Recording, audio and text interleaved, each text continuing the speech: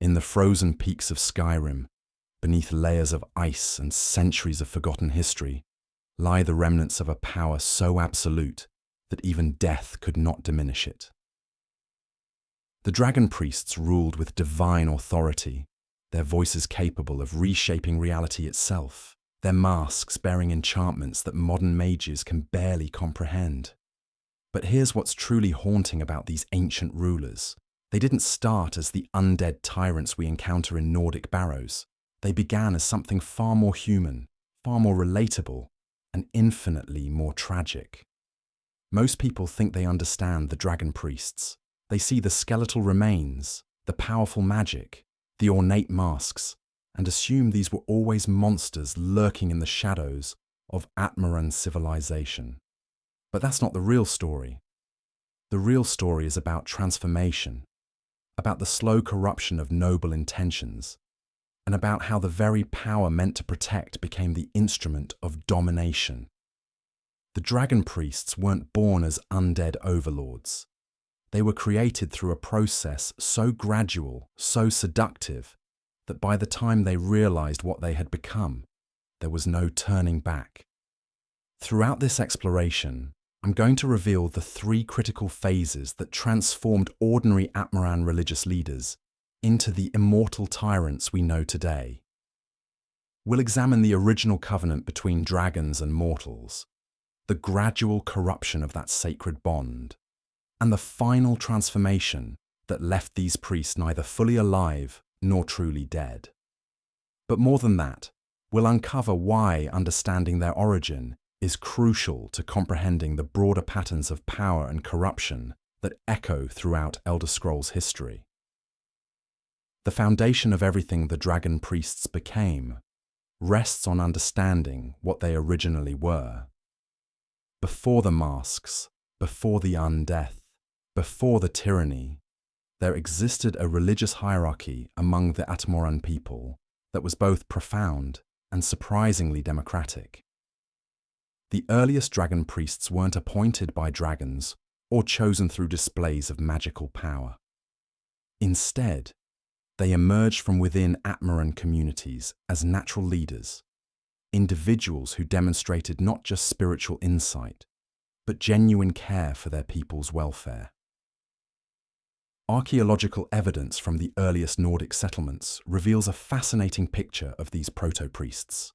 They served as mediators in disputes, healers for the sick, and keepers of oral traditions that preserved crucial survival knowledge for their harsh northern environment. Their religious practices centered around reverence for the natural world, particularly the fierce storms and bitter winters that defined Atmaran existence. They understood their role as servants of their communities first, with any spiritual authority flowing from that fundamental commitment to service. The transformation began with first contact. When the dragons initially appeared to the Atmoran people, it wasn't through conquest or domination. Instead, these magnificent beings presented themselves as divine messengers, entities of such obvious power and wisdom that worship seemed not just appropriate, but inevitable. The dragons spoke of cosmic order, of the fundamental forces that governed reality, and of the special role that mortals could play in maintaining universal balance. For the existing religious leaders, this represented both an incredible opportunity and a profound challenge. The dragons offered knowledge that went far beyond anything the Atmarans had previously imagined. They spoke of the Thum, the voice that could reshape reality through focused will and proper understanding. They promised protection from the harsh elements that claimed so many lives each winter. Most seductively, they offered immortality, not just for individuals but for their entire civilization. The initial covenant between dragons and the proto-priests was built on mutual benefit and genuine respect. The dragons gained mortal servants who could interact with human communities in ways that massive winged creatures simply couldn't. The priests received knowledge and power that allowed them to better serve their people. Weather magic that could predict and sometimes prevent the worst storms. healing techniques that dramatically reduced mortality rates, agricultural knowledge that increased food production even in the challenging northern climate. This arrangement worked remarkably well for several generations. The dragon priests of this early period were beloved figures who used their newfound abilities to genuinely improve life for their communities. They established the first permanent settlements, created trade networks between distant villages, and developed the architectural techniques that would eventually produce the great Nordic cities. Their authority derived from demonstrated competence and tangible benefits, rather than fear or mystical intimidation. However, the seeds of corruption were present from the very beginning, embedded in the fundamental nature of the relationship itself. The dragons, despite their wisdom and power, possessed a fundamentally different perspective on existence than mortals. They thought in terms of centuries and millennia, viewing individual human lives as brief flickers in the grand cosmic order. This perspective gradually influenced the priests, who spent increasing amounts of time in draconic company, slowly eroding their connection to the immediate concerns of their mortal communities. The Thuum itself proved to be both blessing and curse. While it granted incredible power to those who mastered it, the learning process required practitioners to adopt increasingly draconic modes of thought. The voice demanded absolute certainty, unwavering will, and complete commitment to the reality one sought to create. These mental disciplines, while necessary for effective Thuum usage, gradually made priests less flexible, less empathetic, and less capable of understanding perspectives that differed from their own. More problematically, the dragons began to view their mortal servants as extensions of themselves rather than independent allies. This shift was subtle at first, manifesting as increased expectations for obedience and decreased tolerance for questioning or alternative suggestions. The priests, dependent on draconic knowledge for their effectiveness, found themselves gradually conforming to these expectations without fully realizing how their role was changing. The transition from servant leaders to intermediary rulers occurred over several generations, making it difficult for anyone to identify exactly when the relationship had fundamentally altered. Each individual change seemed reasonable, even necessary when viewed in isolation. The priests needed greater authority to implement draconic wisdom effectively. They required more resources to maintain the increasingly complex magical systems that protected their communities. They deserved elevated status, commensurate with their expanding responsibilities and achievements. What emerged was a hybrid system where the dragon priests retained their original titles and theoretical commitment to service while exercising increasingly autocratic power. They justified this transformation through theological arguments that positioned them as necessary intermediaries between the divine dragons and fallible mortals. The dragons, they argued, were too magnificent and too removed from mortal concerns to interact directly with common people. The priests served as translators, interpreting divine will for human understanding and ensuring proper implementation of celestial mandates. This theological framework proved remarkably effective at legitimizing the priests' expanding authority. Common people, already inclined toward reverence for the dragons, found it natural to extend that reverence to the priests who claimed to speak for them. The practical benefits of draconic knowledge remained obvious and significant, making it easy to rationalize the increasing restrictions and obligations that came with priestly rule. The priests themselves genuinely believed in their evolving role. They saw themselves as shepherds, guiding their flocks toward greater prosperity and spiritual enlightenment. The gradual erosion of democratic consultation and community input seemed like a natural consequence of their superior knowledge and divine mandate. After all, how could mortals who lacked access to draconic wisdom possibly make informed decisions about matters that affected their eternal souls and cosmic destiny? The physical transformation of the dragon priests began during this intermediate period, though it remained subtle enough that most people didn't recognize its significance. extended exposure to draconic magic, and the constant use of the Thu'um began to alter their fundamental nature. Their lifespans extended far beyond normal human limits, allowing them to accumulate knowledge and authority over multiple generations of their subjects. Their physical forms became more resilient, less vulnerable to the diseases and injuries that afflicted ordinary mortals.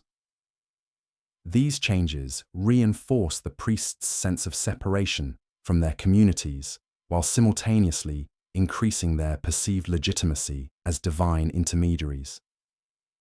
People who remembered the priests from their youth watched them remain vital and powerful while everyone else aged and died, creating an aura of supernatural authority that made questioning their decisions seem both futile and impious. The masks that would become the dragon priests' most recognizable feature emerged during this period as practical tools that evolved into symbols of absolute authority. Initially, these were simple ceremonial items worn during religious rituals to help channel the Thu'um and protect the wearer from the intense magical energies involved in draconic communion. Over time, they became increasingly elaborate, incorporating rare materials and complex enchantments that enhanced their wearer's abilities while further distancing them from ordinary humanity. Each mask developed its own personality and power, becoming almost a separate entity that influenced its wearer as much as it was influenced by them. The priests found themselves thinking differently when masked, more coldly logical, more focused on abstract principles than human concerns. The masks became necessary tools for accessing their full power, but they also served as psychological barriers that made empathy and emotional connection increasingly difficult. The relationship between the dragons and their priests grew more complex as both parties changed. The dragons, initially pleased with their mortal servants' effectiveness, began to view them as potential rivals rather than mere tools. The priests' growing independence and accumulated knowledge made them less predictable and more challenging to control. Simultaneously, the priests' increasing similarity to dragons in terms of longevity and power created a dynamic where they saw themselves as junior partners in a cosmic hierarchy rather than servants of a superior species. This tension would eventually contribute to the Dragon War, but during the intermediate period, it manifested as a more subtle struggle for influence and control. The dragons demanded greater displays of loyalty and obedience from their priests, while the priests sought to expand their autonomy and authority within their human domains. The result was a complex political dance where both sides maneuvered for advantage while maintaining the appearance of harmonious cooperation. The communities under priestly rule experienced this tension as increasingly arbitrary and contradictory demands. Laws and customs that had remained stable for generations suddenly changed without explanation. Resources that had been allocated for community benefit were redirected toward mysterious priestly projects. Traditional forums for community input and decision-making were gradually eliminated or reduced to meaningless ceremonies that provided the illusion of participation without any real influence. Yet the benefits of draconic knowledge continued to flow, making it difficult for anyone to organize effective opposition. The priests' weather magic still prevented the worst storms. Their healing techniques still saved lives. Their agricultural innovations still increased food production. The price of these benefits seemed to increase constantly, but the benefits themselves remained real and significant. This is where we begin to see the emergence of the dragon priests as we know them from the ancient Nordic barrows. Not as monsters who seized power through force, but as leaders who gradually transformed themselves and their relationship with their communities through a series of seemingly rational decisions. Each step in their evolution built naturally on the previous one, creating a progression that seemed inevitable only in retrospect. The stage was set for the final transformation that would turn these hybrid figures into the undead tyrants, whose legacy would haunt Skyrim for thousands of years. But that transformation required specific catalysts, particular crises that would push the existing system beyond its breaking point and force the dragon priests to make the ultimate choice between their humanity and their power. The catalysts that would drive the dragon priests toward their final transformation emerged from the very success of their hybrid system. As their communities prospered under draconic guidance, population growth and territorial expansion created new challenges that existing solutions couldn't address. The priests found themselves managing not just individual settlements, but complex networks of cities, trade routes, and political alliances that stretched across vast portions of northern Tamriel.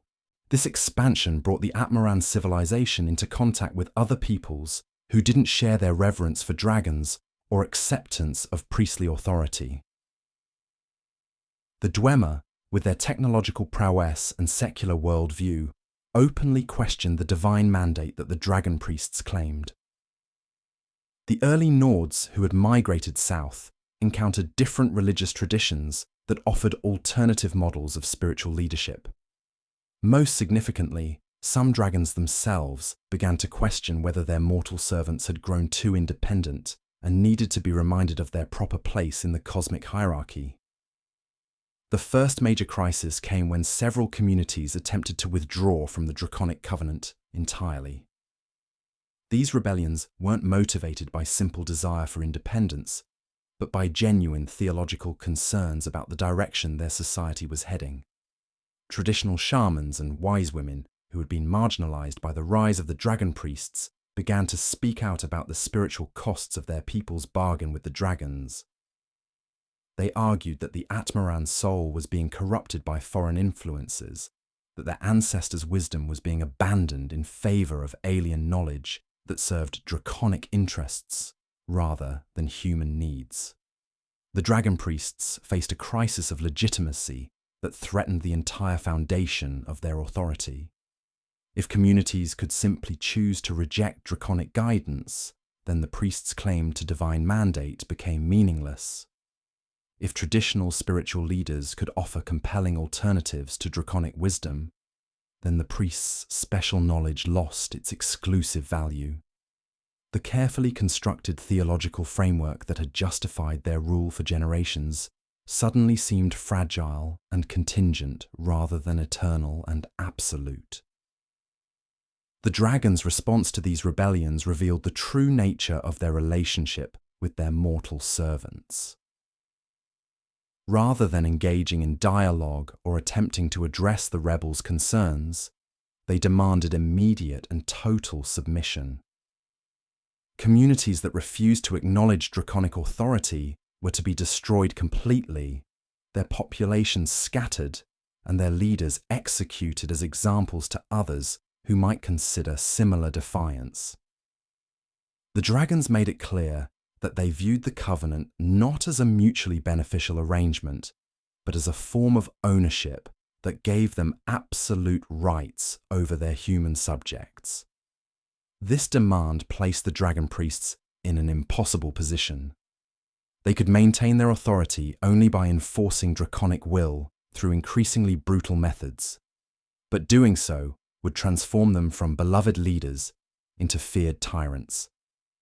They could refuse to carry out these orders, but that would mean losing access to the draconic knowledge and power that made their rule possible. They could attempt to negotiate some middle ground, but the dragons had made it clear that compromise was not acceptable. The priests' response to this crisis revealed how thoroughly their extended exposure to draconic influence had changed their fundamental nature. Rather than choosing between their humanity and their power, they found ways to rationalize having both. The rebellious communities, they argued, had been corrupted by dangerous ideas that threatened not just political stability, but cosmic order itself. The dragon's harsh response wasn't cruelty, but necessary medicine, painful but ultimately beneficial for the greater good of all mortal races. This rationalization required the priests to adopt increasingly abstract and detached perspectives on human suffering. Individual deaths became acceptable losses in service of larger goals. Community traditions that conflicted with draconic wisdom were reframed as primitive superstitions that needed to be eliminated for people's own benefit. The priests began to see themselves not as servants of their communities, but as enlightened guardians, protecting ignorant mortals from their own destructive impulses. The Thu'um became the primary tool for enforcing this new order. What had once been used primarily for protection and healing was now employed to compel obedience and punish dissent. The priests discovered that their voices could not only reshape physical reality, but also influence thoughts and emotions directly. They could make people forget their objections to priestly rule, implant false memories that supported draconic authority, and even alter fundamental aspects of personality to create more compliant subjects. These mental manipulations proved addictive for the priests who employed them. The ability to resolve conflicts simply by changing how people thought about them seemed like an elegant solution to the messy complications of human politics. Why engage in lengthy debates about policy when you could simply make people agree with your position? Why tolerate opposition when you could eliminate the psychological conditions that made opposition possible? The masks evolved to facilitate these new applications of the Thu'um. The enchantments that had originally been designed to protect the priests from magical backlash were modified to amplify their mental influence, while shielding them from the emotional impact of their actions. When masked, the priests could use their voices to dominate others, without experiencing the guilt or empathy that might otherwise restrain them. The masks became psychological as well as magical tools, allowing the priests to compartmentalize their humanity while exercising their power. The physical transformation of the dragon priests accelerated during this period as they pushed their bodies and minds beyond natural limits. The constant use of advanced Thu'um techniques, combined with exposure to increasingly powerful draconic magic, began to blur the line between life and death. Their hearts beat slower, their breath came less frequently, their bodies required less food and sleep. They remained conscious and active, but their vital functions operated according to principles that had more in common with undead entities than living beings. This quasi-undead state proved advantageous for maintaining long-term control over their subjects. The priests could remain active and alert for days or weeks without rest, allowing them to monitor their domains with unprecedented thoroughness. They became immune to most diseases and toxins, making assassination attempts futile. Most importantly, they could survive injuries that would kill ordinary mortals, demonstrating their supernatural nature to anyone who might question their authority. The dragons initially approved of these developments, viewing the priest's transformation as evidence of successful adaptation to their cosmic role. However, as the priests became more powerful and more independent, the dragons began to realize that they had created potential rivals rather than permanent servants. The priests' growing resemblance to dragons in terms of longevity, power, and detachment from mortal concerns made them less predictable and more difficult to control. This tension manifested in increasingly complex political maneuvering, as both sides sought to maintain their advantages while preparing for possible conflict. The dragons began to demand more frequent demonstrations of loyalty from their priests, while the priests sought to expand their autonomous authority within their human domains. The result was a cold war of sorts, with both parties maintaining the appearance of cooperation, while secretly preparing for the possibility of open conflict. The communities under priestly rule experienced this tension as a reign of terror disguised as benevolent guidance. The priests' use of mental manipulation meant that many people weren't consciously aware of their oppression, but the psychological effects were nonetheless devastating. Creativity and independent thought were gradually eliminated as the priests shaped their subjects' minds to conform to draconic ideals. cultural traditions that had defined Atmaran identity for generations were systematically erased and replaced with artificial customs that served priestly interests. The few individuals who retained enough mental independence to recognize what was happening found themselves completely isolated and powerless. The priests' mastery of the Thu'um made organized resistance impossible, while their mental manipulations ensured that potential rebels couldn't find allies among their own communities. Those who spoke out against priestly rule were either killed outright or subjected to psychological restructuring that left them as hollow shells of their former selves. Yet even as they exercised increasingly tyrannical control over their human subjects, the dragon priests maintained their self-image as benevolent leaders serving the greater good. They genuinely believed that their actions were necessary to protect mortal civilization from chaos and self-destruction. The suffering they caused was regrettable but acceptable, given the larger benefits of their rule. Their transformation from human leaders to quasi-divine overlords was simply the natural evolution of their sacred responsibilities. This psychological self-deception proved crucial to their final transformation.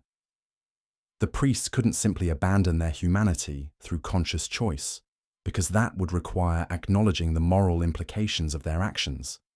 Instead, they had to convince themselves that their humanity was evolving rather than disappearing, that they were becoming something greater rather than something monstrous.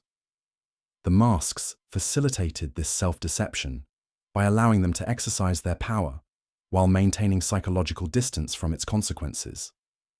The stage was now set for the ultimate crisis that would complete the dragon priests' transformation from human leaders to undead tyrants.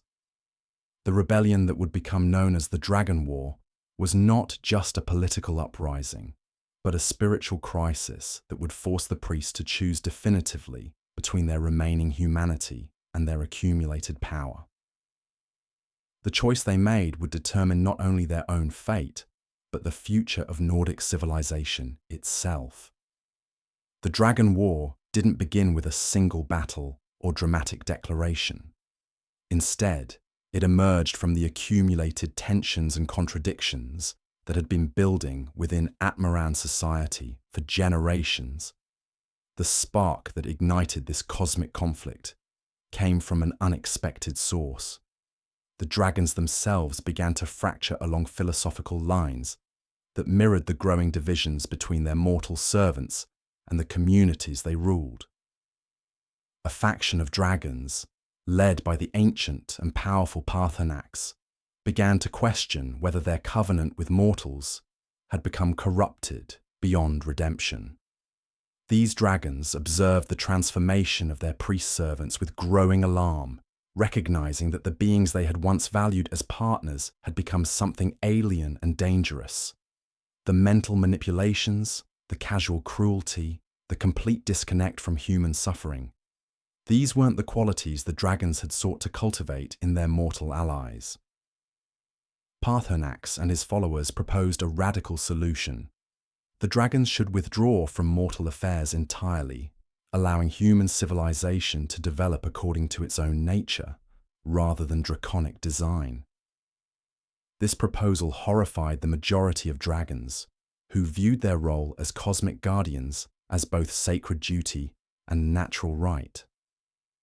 The idea that mortals could govern themselves without divine guidance seemed not just foolish, but blasphemous, a rejection of the fundamental order that had existed since the dawn of time. The dragon priests found themselves caught between these competing draconic factions, but their choice was never really in doubt. The priests had invested too much of their identity and power in the existing system to consider abandoning it, even when faced with evidence of its corruption. More importantly, they had become psychologically incapable of viewing mortals as equals deserving of self-determination. Their extended exposure to draconic perspectives had convinced them that ordinary humans were inherently chaotic and destructive, requiring constant supervision and control to prevent them from destroying themselves and others. When the philosophical disagreement among dragons escalated into open conflict, the dragon priests didn't hesitate to support their original patrons against Parthenax's faction. They used their influence over human communities to mobilize armies against the rebel dragons, framing the conflict as a holy war between order and chaos, civilization and barbarism. The priests' mastery of mental manipulation proved invaluable in maintaining popular support for what was essentially a war against their own potential liberation. However, the Dragon War created unexpected opportunities for human resistance that the priests hadn't anticipated. The conflict between dragons disrupted the careful systems of control that had kept mortal populations compliant for generations. Some communities found themselves temporarily freed from direct draconic oversight as their dragon overlords became preoccupied with the larger conflict. More significantly, the war revealed that dragons weren't invincible or unified, undermining the theological foundations that had justified priestly rule.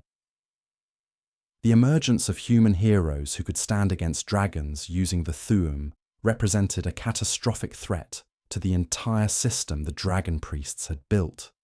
These heroes, taught by Parthenax and his allies, demonstrated that draconic knowledge wasn't exclusive to the priest class, that ordinary mortals could master the voice without sacrificing their humanity. The very existence of these Thu'um-wielding rebels challenged every assumption about divine mandate and natural hierarchy that the priests had used to justify their authority. The priests' response to this existential threat revealed how completely they had transformed from their original nature. Rather than recognizing the Thu'um heroes as potential partners in building a better society, the priests viewed them as dangerous heretics who needed to be eliminated at any cost.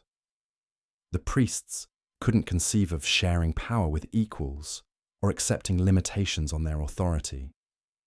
They had become so psychologically invested in their role as intermediaries between divine and mortal that any challenge to that position felt like a personal attack on their very identity. The war itself became a crucible that accelerated the priests' final transformation. The desperate battles against Thu'um-wielding heroes and rebel dragons pushed the priests to embrace increasingly extreme measures. They began experimenting with forms of magic that went beyond even draconic knowledge, delving into necromantic practices that allowed them to animate the dead as soldiers in their armies. They started consuming the souls of their enemies to fuel their powers, crossing ethical boundaries that their original selves would have found abhorrent. Most significantly, the priests began to prepare for the possibility of their own deaths by creating elaborate preservation rituals that would allow them to continue serving their draconic masters even after their physical bodies failed. These rituals, conducted in the deepest chambers of the great temples, involved binding their souls to their masks and burial sites in ways that would prevent them from passing on to whatever afterlife awaited other mortals.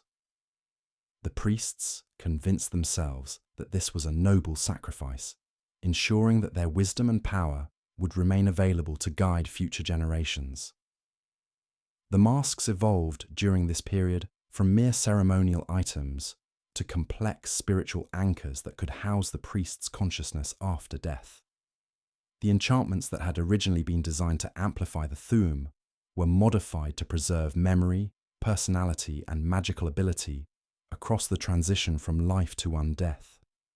Each mask became a unique artifact tailored to its wearer's specific needs and abilities, incorporating materials and techniques that pushed the boundaries of what mortal magic could accomplish. The physical transformation that had been progressing slowly for generations accelerated dramatically during the war years. The priests' bodies became increasingly corpse-like as they channeled ever more powerful and destructive forms of magic. Their flesh grew cold and pale, their eyes became hollow and lifeless. Their movements took on the mechanical quality of animated puppets. Yet they retained their consciousness and memories, existing in a liminal state between life and death that would eventually become permanent. The theological implications of this transformation didn't escape the priests' notice, but they rationalized it through increasingly elaborate doctrinal innovations. Death, they argued, was simply another form of change, and their willingness to embrace undeath demonstrated their complete commitment to serving the cosmic order. Their transformation wasn't a corruption, but an evolution, a shedding of mortal limitations that allowed them to serve their divine masters more effectively. The priests had become so skilled at self-deception that they could convince themselves that any change was actually progress toward a higher state of being. The communities under priestly rule experienced this final transformation as a descent into nightmare. The priests' increasing detachment from human concerns manifested as completely arbitrary and cruel policies that served no discernible purpose beyond demonstrating their power. Public executions became entertainment, with the priests using their thuum to prolong their victims' suffering for the amusement of crowds that had been mentally conditioned to find such displays enjoyable. Children were separated from their parents and raised in temple complexes where they were systematically broken down and rebuilt according to priestly specifications.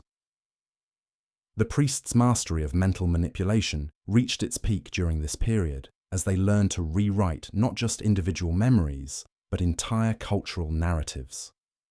They created false histories that portrayed their rule as ancient and inevitable, erasing all memory of the time when their communities had been free and self-governing.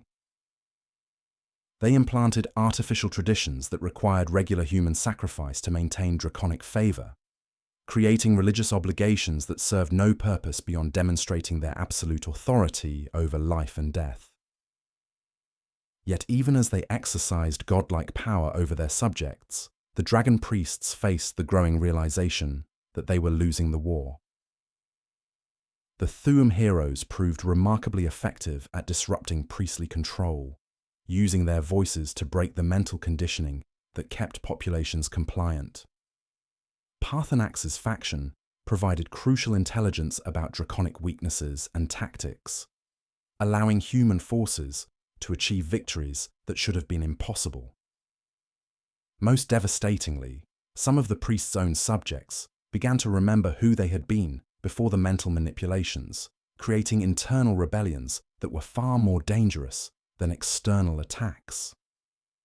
The priests' response to these setbacks revealed the depth of their transformation. Rather than considering compromise or reform, they began preparing for what they saw as the inevitable destruction of their civilization. If they couldn't rule over a living society, they would ensure that no one else could either. The great temples were converted into massive burial complexes designed to preserve not just the priests themselves, but entire armies of undead servants who could continue their work after the war ended. The final phase of the Dragon War saw the priests retreating into these temple tombs, abandoning any pretense of governing living communities in favor of preparing for their eternal vigil. They used their remaining loyal subjects as raw material for their necromantic experiments, creating various forms of undead guardians and servants who would protect their resting places for millennia to come. The priests' final act as rulers of the living was to systematically murder the populations they had once claimed to serve, ensuring that their knowledge and power would never be challenged by future generations. The completion of their transformation from human leaders to undead tyrants wasn't a sudden event, but a gradual process that occurred over the final years of the war. One by one, the dragon priests performed the rituals that would bind their souls to their masks and burial sites, crossing the final threshold between life and death. They convinced themselves that this was a strategic retreat, a temporary withdrawal that would allow them to return when conditions were more favorable. In reality, it was the culmination of a corruption process that had been building for centuries. The priests who entered their tombs at the end of the Dragon War were no longer the community leaders who had first encountered the dragons generations earlier. They had become something entirely new and terrible, beings whose humanity had been systematically stripped away through their own choices and actions. The masks that had once been tools for serving their communities had become prisons that trapped their souls in an eternal cycle of rage and domination. The power they had gained through their covenant with the dragons had transformed them into the very monsters they had once sought to protect their people from. This transformation wasn't unique to the dragon priests, but represented a pattern that would repeat throughout Elder Scrolls history. The Dwemer would face similar choices about the relationship between power and humanity, ultimately choosing transcendence over mortal limitations with equally catastrophic results. The Tribunal would walk a parallel path, using divine power to serve their people before gradually becoming disconnected from mortal concerns and needs. The Thalmor would embrace ideological purity over practical governance, transforming from political leaders into fanatical zealots willing to destroy the world to achieve their vision of perfection. Understanding the dragon priest's origin reveals the fundamental tragedy underlying their existence. They weren't evil beings who sought power for its own sake, but dedicated leaders who gradually lost sight of their original purpose through a series of seemingly rational decisions. Each step in their transformation built naturally on the previous one, creating a progression that seemed inevitable only in retrospect. The priests' greatest tragedy wasn't their undeath, but their complete inability to recognize how far they had fallen from their original ideals. The legacy of the dragon priests extends far beyond their physical remains, scattered throughout Skyrim's ancient barrows. Their transformation serves as a cautionary tale about the corrupting nature of absolute power and the importance of maintaining connection to the communities that leaders claim to serve. The priest's fate demonstrates that good intentions and noble goals provide no protection against corruption if those intentions aren't constantly examined and renewed through genuine engagement with the people they're meant to benefit. The masks themselves tell perhaps the most haunting story of this transformation. When archaeologists and adventurers discover these artifacts in Nordic barrows, they're encountering objects that have become repositories of corrupted souls, prison cells fashioned from precious metals and ancient enchantments. But the masks didn't begin as instruments of imprisonment. They started as sacred regalia, ceremonial items that represented the priest's connection to both their divine patrons and their mortal communities. The earliest masks were simple affairs, carved from wood or shaped from bronze, decorated with symbols that held meaning for the communities they served. A mask might bear the image of a protective spirit, the constellation that governed the harvest season, or geometric patterns that represented the harmony between mortal and divine realms.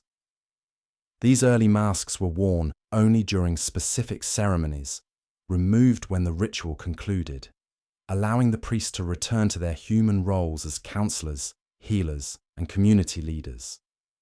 The transformation of the masks paralleled the transformation of their wearers. As the priest's exposure to draconic magic increased, the masks began to incorporate more exotic materials. Dragon scales were woven into the fabric linings. Rare gems that resonated with specific schools of magic were embedded in the metalwork. Most significantly, the masks began to retain traces of the magical energies channeled through them, creating a feedback loop where each use made the next more powerful, but also more addictive. The priests found themselves reluctant to remove their masks after ceremonies, claiming that the spiritual insights they provided were too valuable to abandon. What began as extended periods of wearing gradually became permanent fusion, with the mask's enchantments integrating so completely with their wearer's life force that removal became impossible without causing death. The priests convinced themselves that this was a sign of their spiritual advancement, evidence that they had transcended the need for the crude distinction between their public and private selves. Each mask developed its own personality through this process, shaped by the specific magical techniques its wearer favoured and the particular aspects of draconic knowledge they had mastered. Morokei's mask became attuned to the manipulation of magical energies, allowing its wearer to drain power from others and redirect it according to their will. Volsung's mask specialized in temporal manipulation, granting the ability to slow or accelerate time within limited areas. Croesus developed expertise in the schools of magic that dealt with illusion and domination, becoming a tool for reshaping reality according to its wearer's desires. The mask's evolution into soul prisons occurred during the final phase of the Dragon War, when the priests realized that their physical bodies were becoming liabilities rather than assets. The constant use of powerful magic had pushed their flesh beyond its natural limits, creating forms that were neither fully alive nor properly dead. The masks offered a solution to this problem, a way to preserve their consciousness and abilities in a more durable form that could survive the collapse of their physical civilization. The rituals that bound the priests' souls to their masks were among the most complex magical workings ever attempted by mortal practitioners. Each ritual had to be individually crafted to accommodate the specific magical signature and personality of its intended recipient. The process involved not just the transfer of consciousness, but the creation of entirely new forms of existence that had no precedent in natural law. The priests were essentially inventing new categories of being, transforming themselves into entities that existed in the spaces between life and death. The soul-binding process required massive amounts of magical energy, far more than any individual priest could provide. The solution came through the systematic sacrifice of their remaining loyal subjects, whose life force was harvested and concentrated through elaborate necromantic rituals. Entire cities were depopulated to fuel these transformations, their populations reduced to desiccated corpses that surrounded the priests' sarcophagi like offerings to forgotten gods. The priests justified these mass murders as necessary sacrifices for the greater good, convinced that their continued existence served purposes too important to be constrained by conventional morality. The physical construction of the burial chambers that would house the transformed priests represented the culmination of centuries of architectural and magical innovation.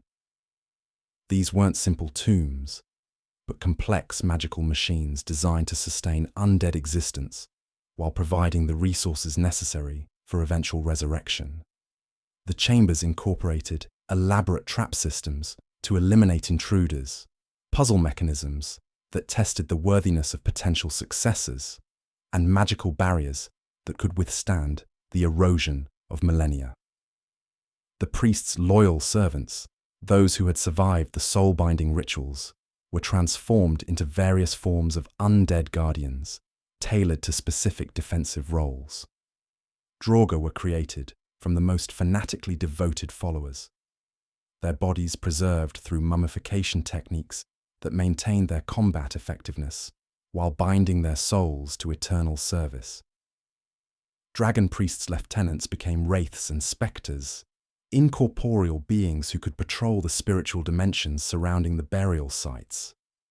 Lesser servants were transformed into skeletal warriors and animated constructs that could perform routine maintenance tasks without requiring conscious direction. The organization of these tomb complexes reflected the hierarchical nature of the society the priests had created. The dragon priest's chamber occupied the deepest and most protected location, surrounded by concentric rings of guardians and obstacles that grew progressively more dangerous as one approached the center. The layout was designed not just for defense but for ritual purposes, with specific chambers dedicated to different aspects of the resurrection process that would theoretically allow the priest to return to active leadership when conditions warranted.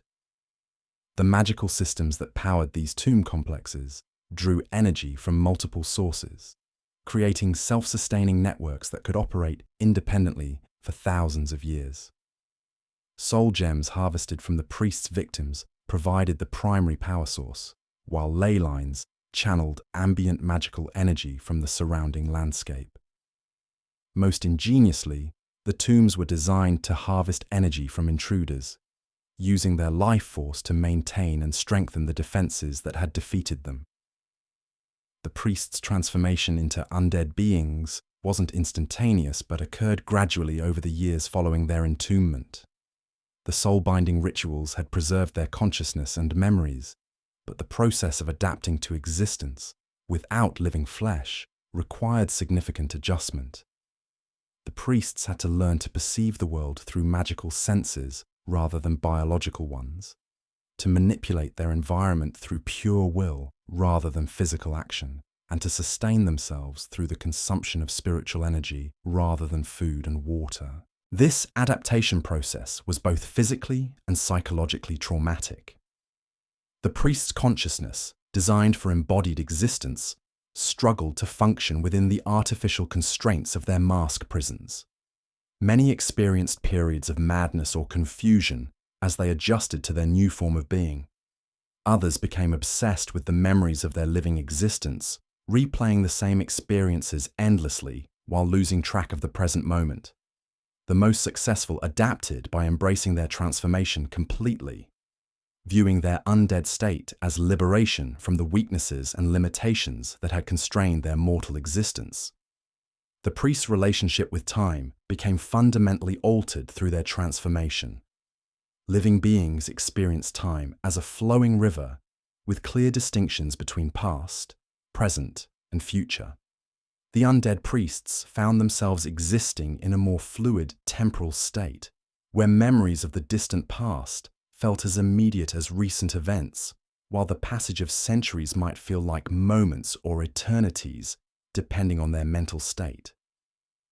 This temporal displacement contributed to their growing disconnection from the world of the living, making it increasingly difficult for them to understand or relate to the concerns of mortals who remained bound by conventional time.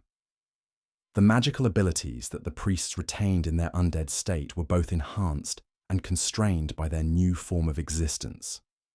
Their mastery of the Thu'um became more powerful, but also more specialized, focused on specific applications that aligned with their masks' enchantments. They could no longer learn new techniques through conventional study, but could evolve their existing abilities through centuries of practice and refinement. Most significantly, they gained the ability to draw power directly from the spiritual realm, making them far more dangerous opponents than they had been in life. The priest's consciousness during their long entombment wasn't dormant, but remained active in ways that would have been impossible for living beings. They could perceive events occurring throughout their tomb complexes, monitoring the activities of their undead servants and the occasional intrusions by treasure hunters or scholars. They could influence the behavior of lesser undead creatures within their domains, directing them to perform specific tasks or respond to particular threats. Most unnervingly, they could project their awareness beyond their physical burial sites, observing developments in the world above and planning for their eventual return. The psychological impact of this extended isolation proved devastating, even for minds that had already been warped by centuries of corruption. The priests' personalities became increasingly rigid and obsessive, focused on narrow goals and concerns that reflected their final mortal preoccupations. They lost the ability to adapt to changing circumstances or consider alternative perspectives, becoming trapped in thought patterns that had been established during their final years of life. This mental inflexibility would prove to be both their greatest strength and their most critical weakness when they eventually encountered intruders in their domains.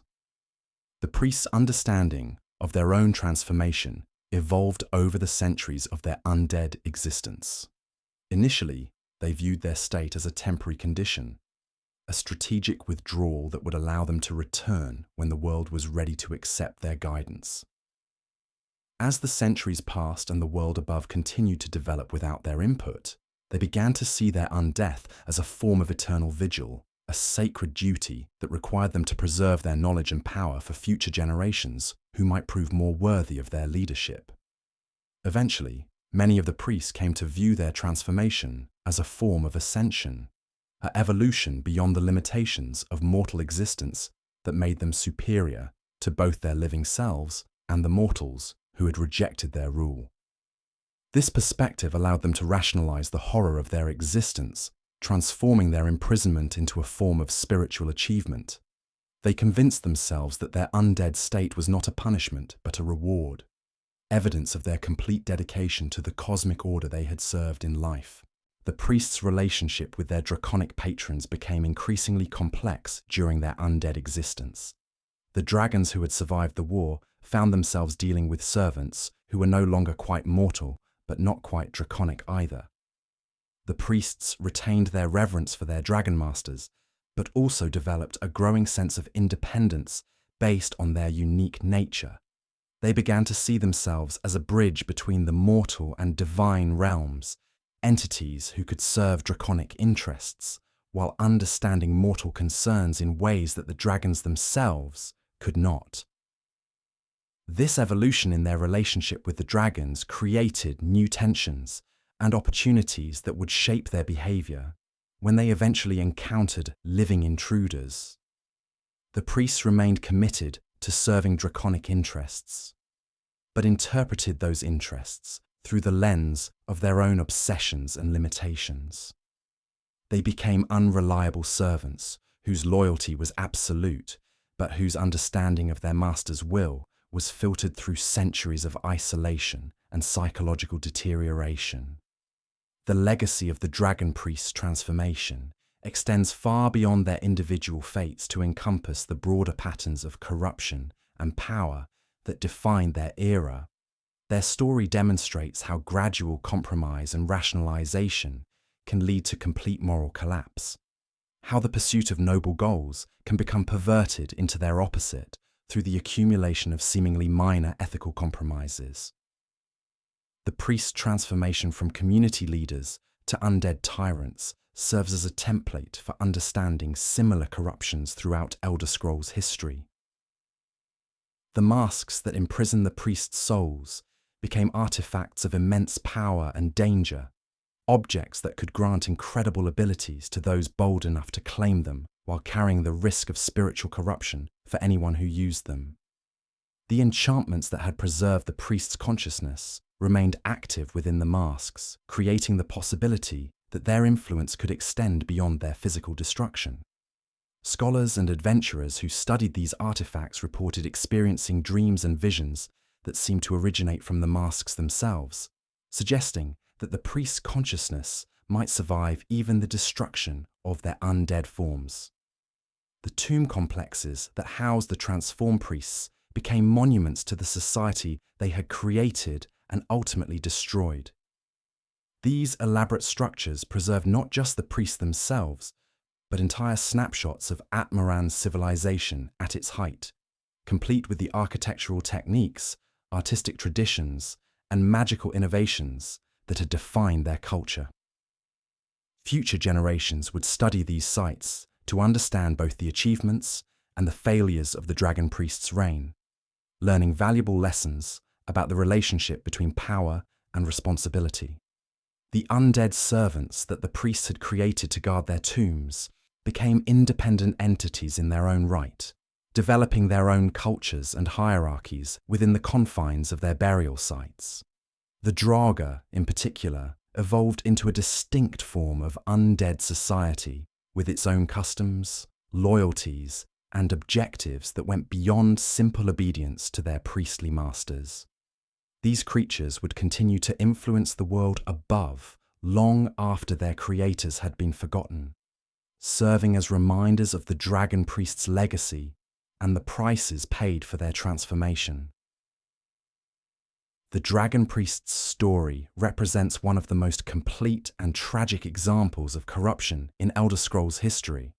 Their transformation from idealistic community leaders to undead tyrants illustrates the subtle processes through which good intentions can be perverted into their opposite, how the pursuit of power for noble purposes can gradually erode the very humanity that made those purposes meaningful. Their fate serves as a warning about the dangers of unchecked authority and the importance of maintaining connections to the communities that leaders claim to serve. The psychological mechanisms that enabled the dragon priest's final transformation reveal disturbing parallels to other forms of institutional corruption throughout history. The priests didn't wake up one morning and decide to become undead tyrants.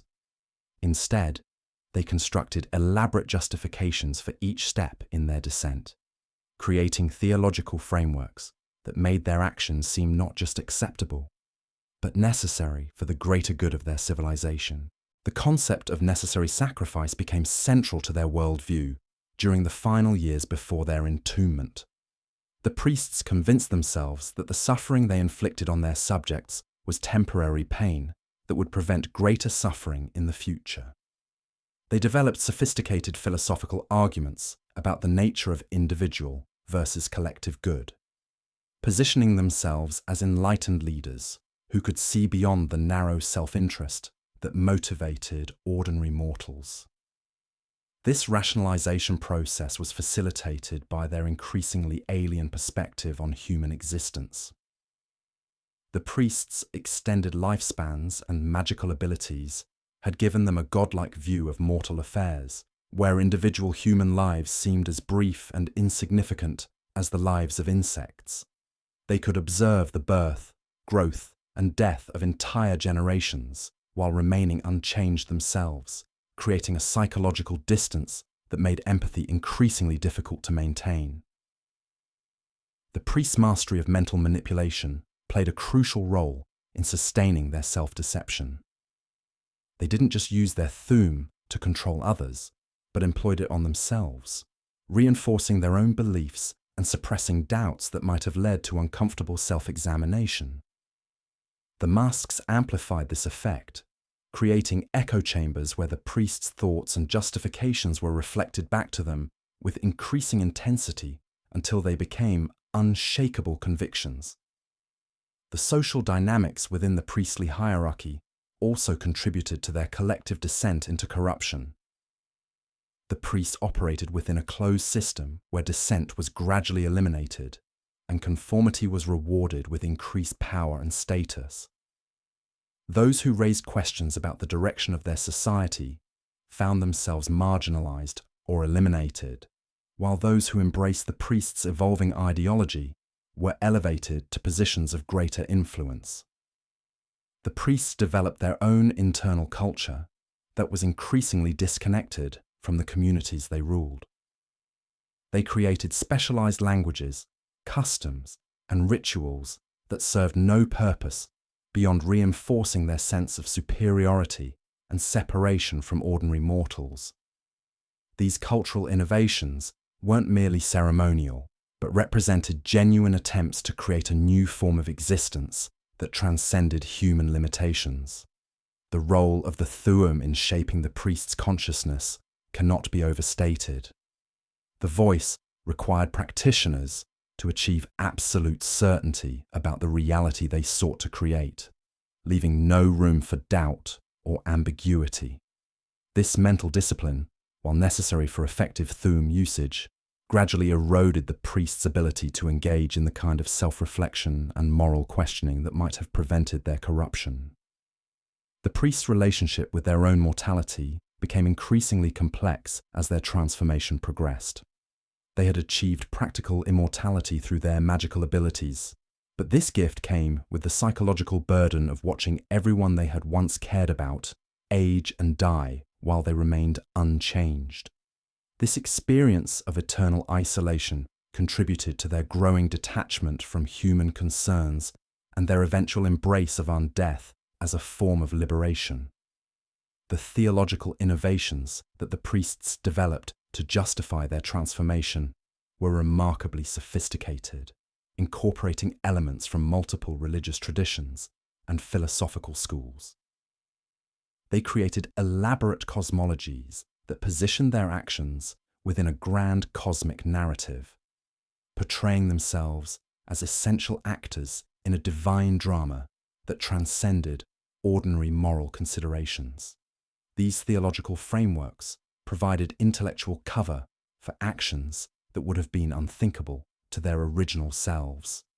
The priests' understanding of power itself underwent fundamental changes during their transformation.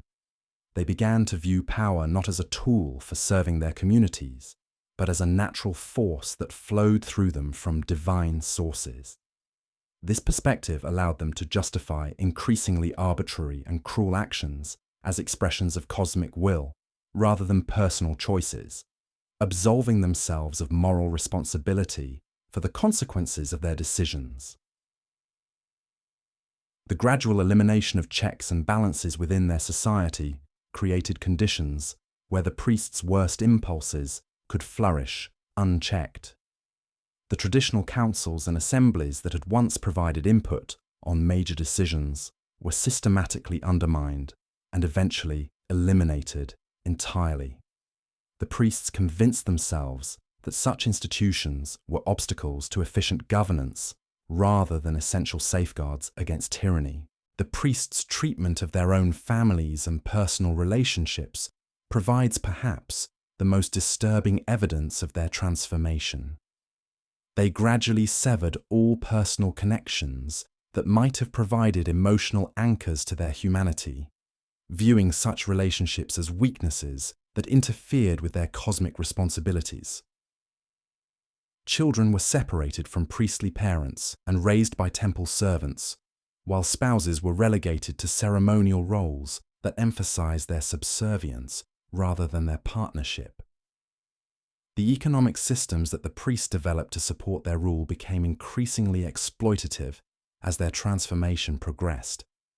What had begun as a reasonable taxation to fund public works evolved into systematic extraction of resources for projects that served no purpose beyond demonstrating priestly power.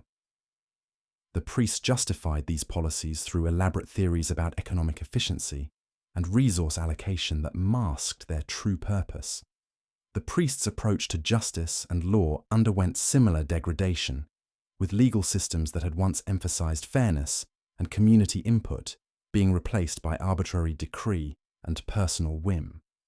The priests convinced themselves that their superior knowledge and divine mandate made traditional legal procedures unnecessary, since they could perceive truth and justice more clearly than any mortal institution. The cultural and artistic productions that emerged during the priests' reign reflected their increasingly alien worldview. Architecture became more imposing and less functional, designed to intimidate rather than serve. Religious art abandoned human themes in favor of abstract representations of cosmic forces. Literature and music were reduced to propaganda tools that reinforced priestly authority rather than exploring the full range of human experience. The priest's relationship with knowledge and learning became increasingly possessive and controlling. They transformed from teachers who shared wisdom freely into hoarders who guarded information jealously, viewing knowledge as a source of power rather than a tool for improving society. The great libraries and schools that had once served entire communities became restricted institutions, accessible only to those who demonstrated absolute loyalty to priestly authority. The environmental consequences of the priest's rule became increasingly severe as their transformation progressed. Their magical experiments and resource extraction policies caused lasting damage to the natural world, creating dead zones where nothing could grow and watersheds that were poisoned for generations. The priests justified this destruction through theories about the necessary subordination of nature to divine will, viewing environmental degradation as acceptable collateral damage in their cosmic mission. The priests' military forces evolved from community defense organizations into instruments of oppression and conquest. The Thuum was weaponized in ways that had never been intended, creating forms of warfare that were both devastating and psychologically traumatizing for those who witnessed them. The priests convinced themselves that their military superiority was evidence of divine favor rather than the result of accumulated advantages and ruthless tactics. The international relations that the priests maintained with neighboring peoples became increasingly aggressive and domineering. They abandoned diplomatic traditions that had maintained peace for generations, replacing them with demands for submission and tribute that reflected their growing sense of superiority. The priests viewed other cultures as primitive and inferior, deserving of conquest rather than respect. The priests' treatment of their own history became increasingly revisionist as their transformation progressed. They systematically altered records and monuments to create false narratives that portrayed their rule as ancient and inevitable rather than a recent historical development. These historical falsifications weren't mere propaganda, but represented genuine attempts to reshape reality according to their preferred version of events. The psychological toll of the priest's transformation on their subjects was devastating in ways that went beyond simple political oppression. The constant mental manipulation and reality distortion created forms of trauma that affected entire generations, leaving populations that were psychologically broken and incapable of independent thought or action. The priests viewed this psychological devastation as evidence of their successful guidance rather than a horrific crime against human consciousness. The priests' final preparations for their transformation into undead beings involved elaborate rituals that required the participation of their entire society. These ceremonies weren't just magical procedures but psychological events designed to prepare both the priests and their subjects for the complete dissolution of their civilization. The priests convinced themselves that this destruction was actually a form of transcendence, a necessary step in their evolution toward a higher form of existence. The technological and magical innovations that the priests developed during their final years were focused entirely on preserving their power and authority rather than improving life for their subjects. They created elaborate systems for monitoring and controlling their populations, developed new forms of undead servants that could maintain their tombs indefinitely, and perfected techniques for soul manipulation that would allow them to continue influencing the world even after their physical death. The priests' understanding of their own legacy became increasingly grandiose and divorced from reality as their transformation neared completion. They convinced themselves that future generations would view their actions as necessary sacrifices that had preserved civilization from chaos and destruction. They created elaborate monuments and records that presented their version of events, expecting to be remembered as heroes rather than tyrants. The final moments of the priests' transformation were characterized by a complete breakdown of the psychological barriers that had once constrained their actions. They abandoned all pretense of serving their communities, openly embracing their role as cosmic forces that transcended ordinary moral considerations. The masks that had once been ceremonial items became permanent fixtures that trapped their consciousness in forms of existence that were neither fully alive nor properly dead. The priest's transformation represents one of the most complete examples of institutional corruption in recorded history. Their descent from community leaders to undead tyrants illustrates how gradually accumulated compromises can lead to complete moral collapse, how the pursuit of noble goals can be perverted into their opposite through the systematic abandonment of the principles that made those goals meaningful in the first place. The legacy of the dragon priests extends far beyond their individual fates to encompass broader questions about the nature of power, responsibility, and the relationship between leaders and the communities they claim to serve. Their story serves as a cautionary tale about the dangers of unchecked authority and the importance of maintaining institutional safeguards against the corrupting influence of absolute power. The undead beings that the priests became were not the monsters they had set out to fight, but the logical conclusion of choices they had made over generations of gradual moral compromise. Their transformation reveals the tragic irony that those who seek to protect civilization from chaos may themselves become the greatest threat to the values they claim to defend. The dragon priest's story demonstrates that the road to tyranny is often paved with good intentions, and that the most dangerous forms of corruption are those that disguise themselves as virtue. The masks that now rest in Nordic barrows across Skyrim tell the final chapter of this transformation. When archaeologists discover these artifacts, they're not just finding ancient relics. They're uncovering prison cells forged from precious metals and saturated with centuries of accumulated malice. The priests who once wore these masks as symbols of their sacred duty had become trapped within them, their consciousness compressed into enchanted prisons that preserved their awareness while denying them the release of true death. The irony is almost too perfect to be accidental.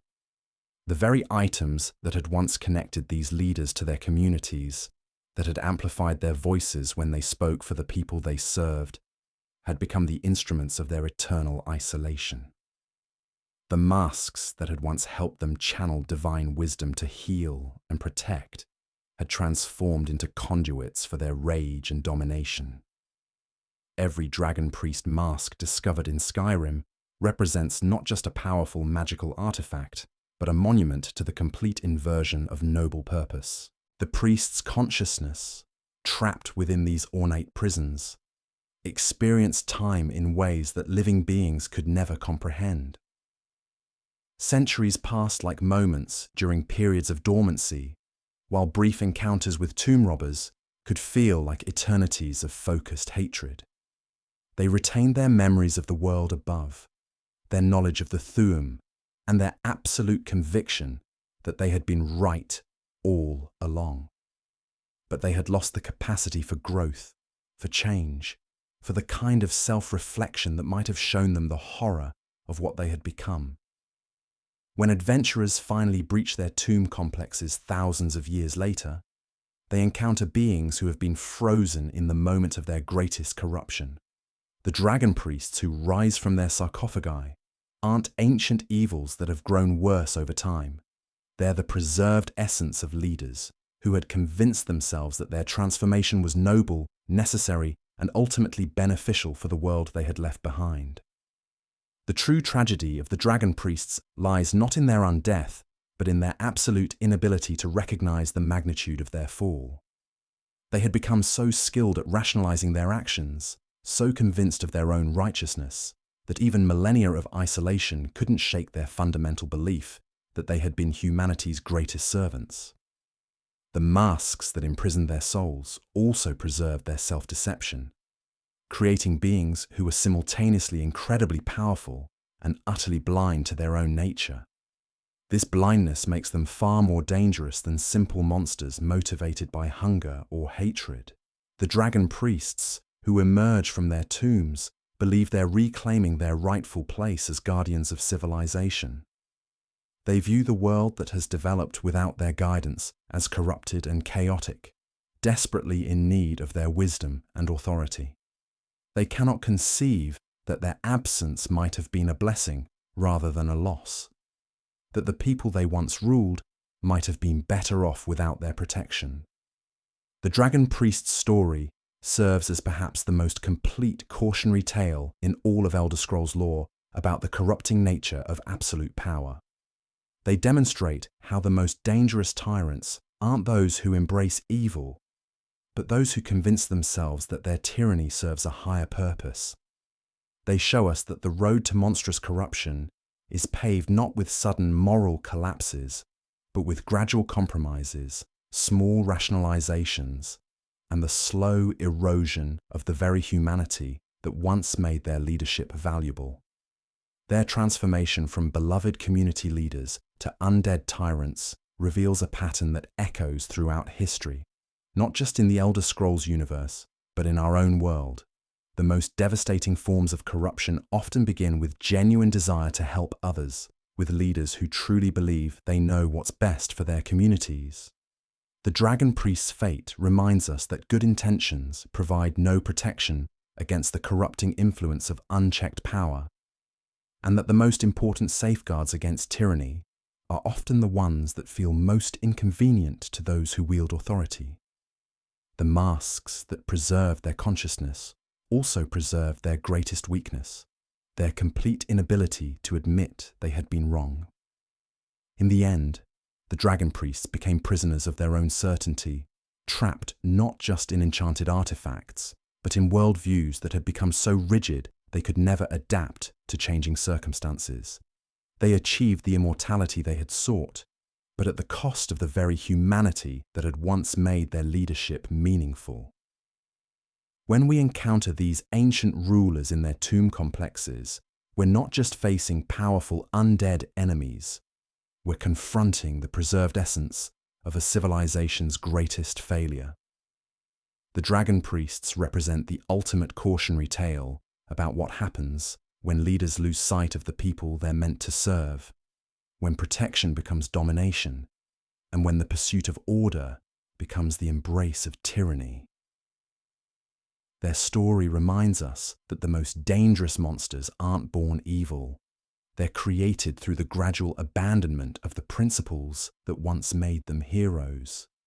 The dragon priest's legacy lives on not just in their undead forms, but in the lessons their transformation teaches about power, responsibility, and the eternal struggle between service and domination.